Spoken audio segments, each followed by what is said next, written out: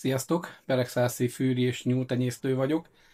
Ha úgy döntesz, hogy megnézed ma ezt a videót, akkor elmondom, hogy mire számíthatsz. Ugye régóta, akik nyomon követik a gazdaságomat, azok régóta megfigyelhették, hogy mindig egy ilyen beszámolós videót is szoktam csinálni, ahol elmondom a terveimet, illetve hogyha sikerül megvalósítani, akkor arról is tájékoztatlak titeket, hogy sikerült a megvalósítás. Ebben a videóban elsősorban egy füstölőnek pontosabban egy tyúkketrecnek és egy füstölőnek a lerombolását és újjáépítését fogod látni.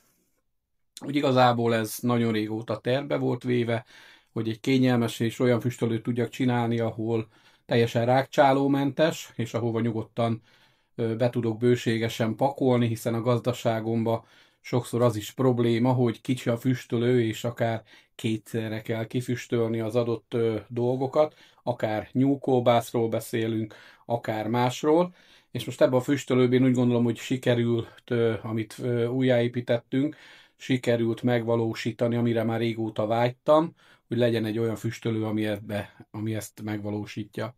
Úgyhogy nézzed nyugodtan, hogyha szeretnéd, és ami fontos, hogy ha ez nem is érdekel ez a videó, rengeteg fűrtenyésztéssel és nyúltenyésztéssel kapcsolatos videót találsz a csatornámon. Már több mint 100 videó felett töltöttem fel.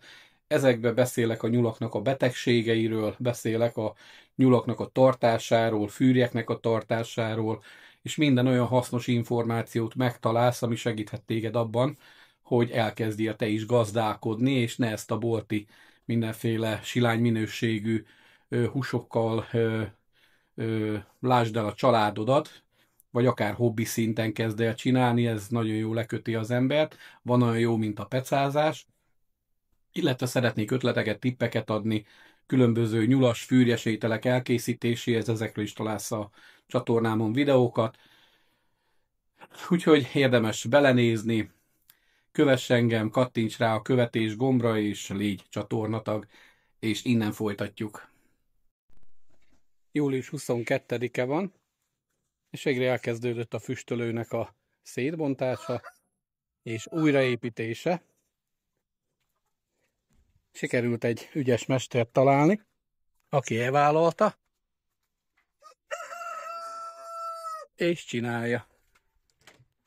Csak először el kell zárni a tyúkoktól a helyet, hogy ne tudjanak átmenni. Nos, a mester úr halad, nem vállalta a nyilvánosságot, pedig szerintem nagyon jó a munkája, főleg ilyen szaranyagból dolgozni. Hoppá, mindjárt lesek. Ekkora lesz a füstölő, hát ebbe aztán én szerintem bele fog férni 2 disznó is, ahogy így nézem, de egy garantáltan plusz én. Úgyhogy már megint 2 disznónál járunk. Na, halad a füstölő építése. Csak sajnos az eső is közbeszólt, de attól függetlenül haladunk. Halad a mester úr. Ugye kétféle építőanyagból van csinálva. Itt már be vannak építve a vasrudak. Holnap még megy rá még egy sor tégla, aztán jön a tető. Úgyhogy hála az úrnak lesz be a méret bőségesen. Szerintem ide aztán pakolhatok bőségesen. Hát felkerült a tető is a füstölőre. Megmutatom a belméreteket. Palatetős, viszont itt belülről próbálok egy kis fényt csinálni, hát ha sikerül.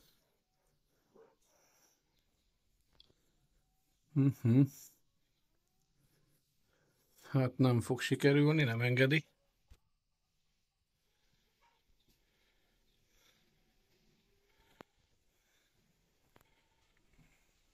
Lemez tető van, tehát teljesen egérés. Itt látszik a lemeznek a 1 mm-es, 1,5 mm-es lemez. Végig lemezelve van. Ez még vakolva lesz kívülről.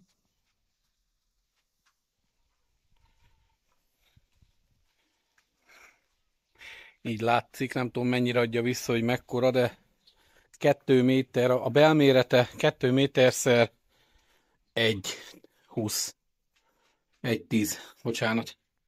2 méterszer 1,10, a 6 akasztó vas van betéve.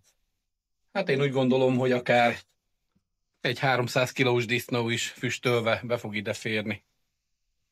Ide még majd kerül rács, ebbe a szintbe, meg oda is, illetve itt lesz egy ilyen edény, amiben víz lesz füstölés közben, hogy párásítsa a levegőt.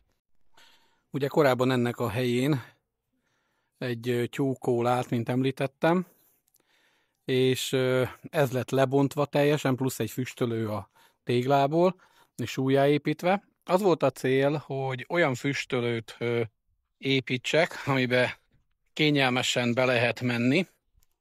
Ugye ez a cél itt megvalósult, hiszen egy szép nagy ajtaja van. Teljesen zárt legyen, ami azt jelenti, hogy rágcsálómentes, és ezt is sikerült megoldani, hiszen lemezzel van védve a plafonrész, tehát hogy még véletlenül se tud rágcsáló ide bejönni.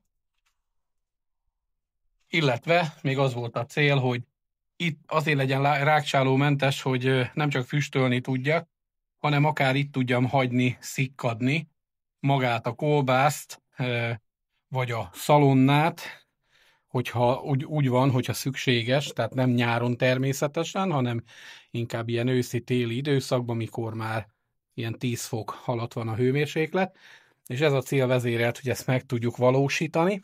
Ami hiányzik legalábbis első nekifutásra, és majd biztos ti is fogtok alá kommentelni, hogy igazából nem raktam be szellőzőket, és ez ugye azért is nem raktam be, mert észbe volt, hogy lesznek majd szellőzők, de nem találtunk olyan rácsot, és hogy igazából, mivel nagy-nagy emberhiány van itt a környéken, így nagyon örültem, hogy egyáltalán a mester, aki eljött megcsinálni, tudott időt szakítani rá.